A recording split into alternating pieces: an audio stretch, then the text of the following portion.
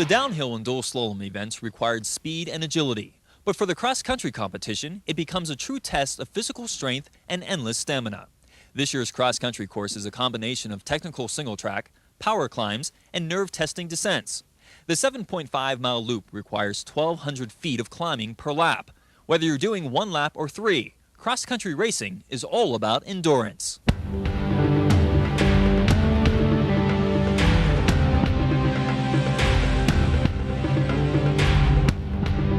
Cross-country racing, with its steep uphill climbs, rocky technical single track, and fast descents, it is without a doubt the most challenging event in mountain bike racing.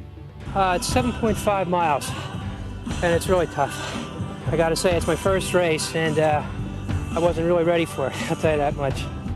In a race that can last as long as 3 hours, the mental and physical demands can be overwhelming. The cross-country course this year is a very physical course. It's about 8 miles long. It's going to be challenging to most people. The beginners are doing 1 lap. The pro elites will be doing 3. I don't think too many people are going to come off this course thinking that they haven't been challenged today. 3, 2, 1.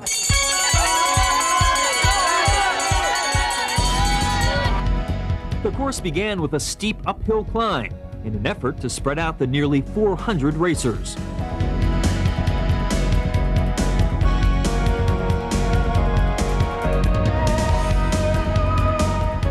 These riders must climb 1,200 vertical feet in just the first 3 miles of the course. It's fun. It's a little bit different. You have 2 big climbs right off the start before you get into the single track. Usually you have a climb, then single track, and then another climb. So this is pretty neat. I like the climb, and that's good for the start. There's a lot of climbing. It was tough. Most of the courses in Maryland aren't quite as steep, not many mountains. So it was definitely a change. It was good. The first uphill climb is where the strongest riders secure their lead. Then it becomes a matter of pacing through the rocky technical single track.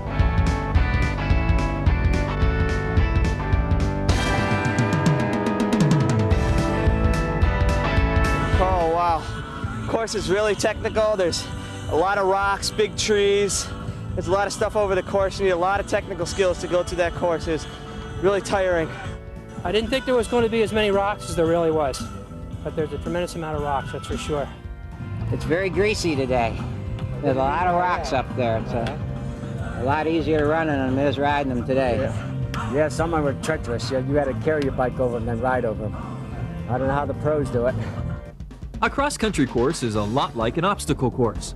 When you're not grinding through rocks or jumping over logs, you must carefully maneuver around 400 other racers.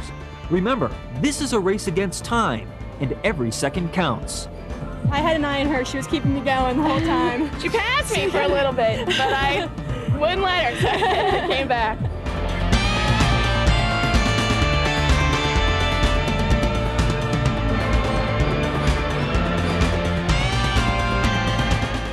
Had a couple racers in front of me at the beginning of the race, very good climbers, and I just had to catch them on the technical parts. There were some very technical downhills, and just had to stay real loose on my bike and hope for the best. The 2 most challenging sections of the course featured a steep, muddy technical downhill and a sharp, winding bend at the start of the switchbacks. The technical downhill was so advanced that it was off limits to the beginner class, but everyone else had to defy gravity in an attempt to avoid the inevitable.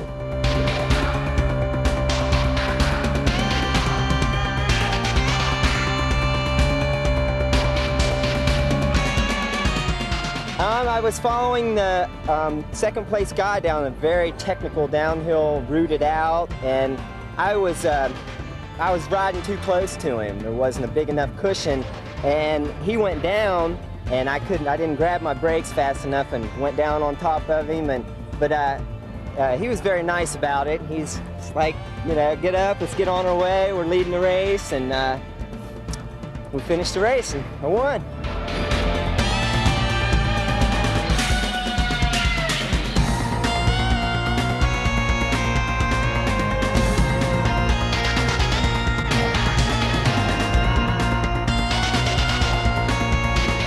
Cross-country racers must possess a high level of endurance. In a race that lasts 3 hours, even the most experienced riders can lose time due to mechanical problems or fatigue. A huge amount of climbing. I feel like I paid my dues for climbing. Finally got to racing downhill coming in, but quite glad of coming over that crest on those rocks over there. Chain died, and then my chain tool died. Well, if you get the spectator, finish. you get the spectator helping him on film, yeah, he will be out of the race. I hit the wall big time. I am so hungry.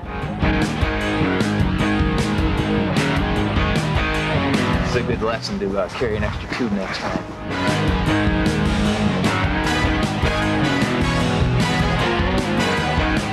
Hit the wall. Yep. No energy at all. Now that I got some food in me, I could only see one of you. Whereas there were 3 of you when I rolled up.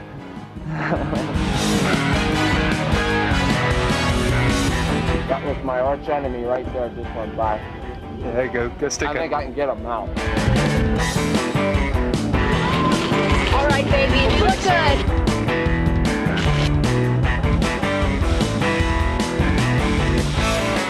In the Expert Pro Elite class, Kyle Dixon began with the early lead, only to fall to Gunnar Sjogren in the first lap.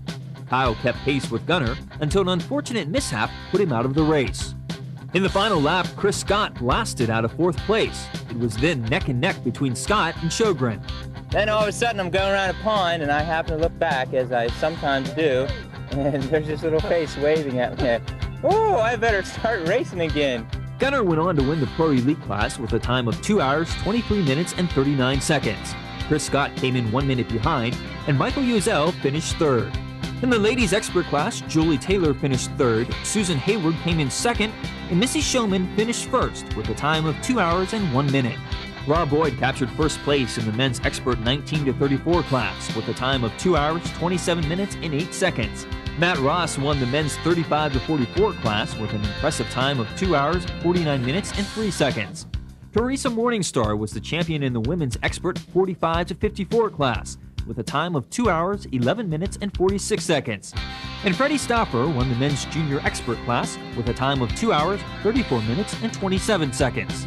There were 5 champions in the sport class: Aaron Ford, Eric Cole, Michael Hendricks, Tim Sweeney, and Jane Tunadine each took 1st place in their individual classes. The champions of the beginner class included Michael Bauer, Sean Bookhammer, Mark Bosley, Bob Webster, Jerry Bouton, Denise Sultanian, Julie Allen, and Catherine Bouton. All 8 racers finished 1st in their respective classes. And before we go today, we have some exciting news to announce. Next year, Seven Springs will be hosting a national mountain bike race, so you'll definitely want to get ready for that one. Thank you for joining us, everyone. We'll see you next time.